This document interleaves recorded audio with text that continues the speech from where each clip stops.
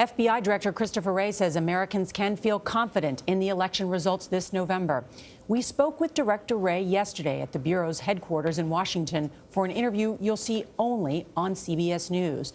The director has never sat down for an extended interview like this before, and we first asked him about that anonymous New York Times opinion piece that described a White House in turmoil.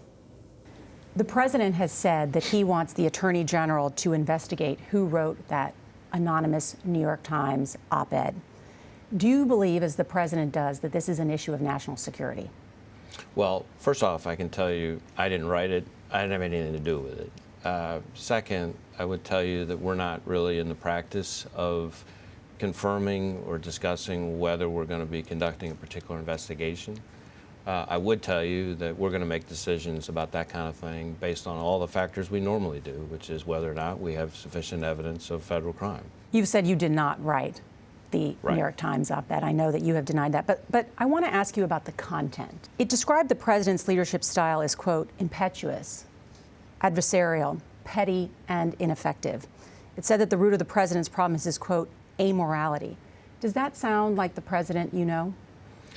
I try very hard to make sure that my relationship with the president is a professional one. And beyond that, I'm not going to really be weighing in on opinions, especially anonymously expressed opinions. I can tell you that there are lots of ways for people to express their views and their disagreements. For me, the idea of doing it through an anonymous op-ed is about the furthest thing from my mind. Let me turn now to Russia and its malign activities. When Vladimir Putin said that Russia has never interfered and is not going to interfere in American affairs, including the election process, was he lying? Well, again, I'm not going to accuse somebody of lying. I'll just say that that doesn't jibe with our read of the evidence, and we're pretty confident in our read. What is Russia doing to disrupt the midterms that are now just about 60 days away? So what we're seeing now is a continuation of what we call the malign foreign influence efforts. What they do is sow both inaccurate information, disinformation, it's a kind of information warfare, and then propaganda, exaggerated half-truths, distortions. Why are we letting this happen? Why are we letting Russia do this? We have the greatest law enforcement agency in the world, the FBI. We have the most powerful tech companies in the world. Why are we allowing Russia to do this?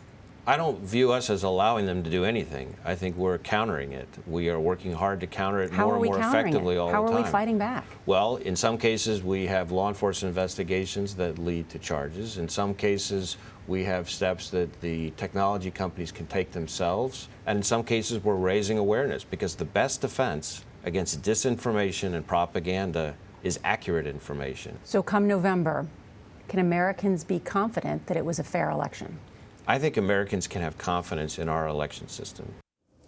Now, despite headlines about Russian meddling, the FBI director says China is actually the single biggest threat to Americans. So we'll find out why in our next hour as we share more of our wide-ranging interview with Christopher Wray about the integrity and the hard work of the 37,000 people that work at the FBI. As you said, he very never sits down. Looking forward to your next part.